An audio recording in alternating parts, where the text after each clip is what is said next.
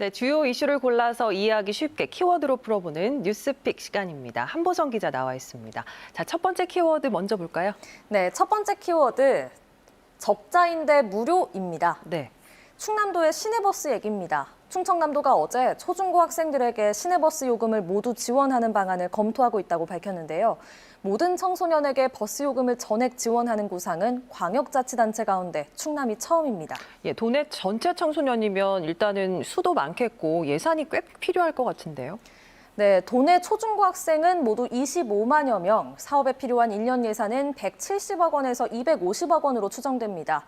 이 많은 예산이 들어가는 게 결코 쉽지 않아 보이는데요. 코로나19 장기화로 시내버스 업체가 최악의 경영난을 겪고 있기 때문에 충남도나 일선 시군들이 버스 업체에 재정 지원을 해야 할 상황이기 때문입니다. 실제로 천안과 아산 다시 5개 시내버스 업체의 코로나19 이후 운송 수입금은 이전보다 30% 가까이 감소했습니다. 네, 그렇게 수입이 줄면 기사들에게 급여는 제대로 줄 수 있는 건가요? 네, 이대로라면 버스를 절반 정도 줄여야 하고 그러면 운전기사의 반 정도가 휴직이나 정리해고 대상자가 될 거라는 게 업체 관계자의 얘기입니다.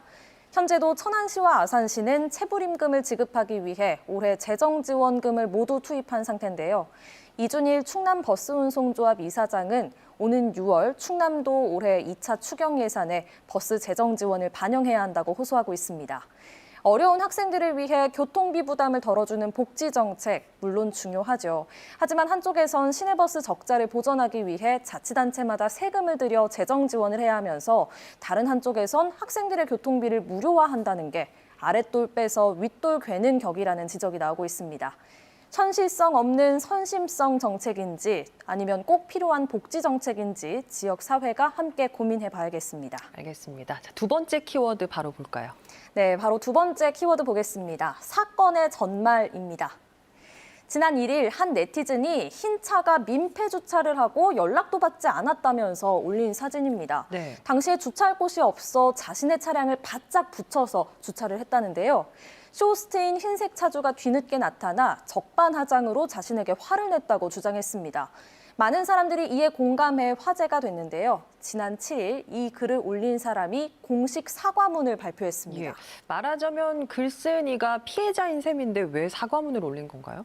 글이 바로 거짓이었다는 겁니다. 당시에 다른 주차 공간이 있었는데도 일부러 보복 주차를 했고 흰색 차주는 정중히 사과했던 것으로 드러났습니다. 예. 오히려 차를 빼는 과정에서 작성자가 흰색 차를 긁었다고 합니다.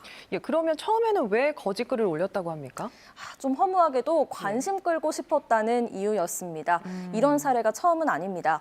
프로배구 선수였던 박상하 씨는 지난 2월 중학교 때 박상하에게 14시간 갇혀 폭행을 당했다는 인터넷 폭로글 때문에 사과하고 은퇴까지 했는데요.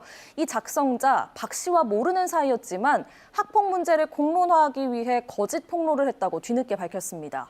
또 지난 1월에는 개그맨 이정수의 아랫집에 사는데 층간소음으로 고통받고 있다는 폭로글이 온라인에 등장했는데요.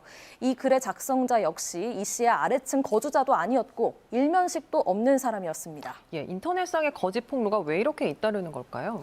전문가들은 인터넷상의 폭로는 사실 여부와 관계없이 파급 효과가 크고 빨라서 관심받고 싶은 욕구를 충족시킨다고 설명합니다. 유명인일수록 파급 효과가 커서 더 큰 관심을 갖기 때문에 쇼호스트, 운동선수, 또 개그맨 등에 대한 허위 폭로가 등장하는 거죠.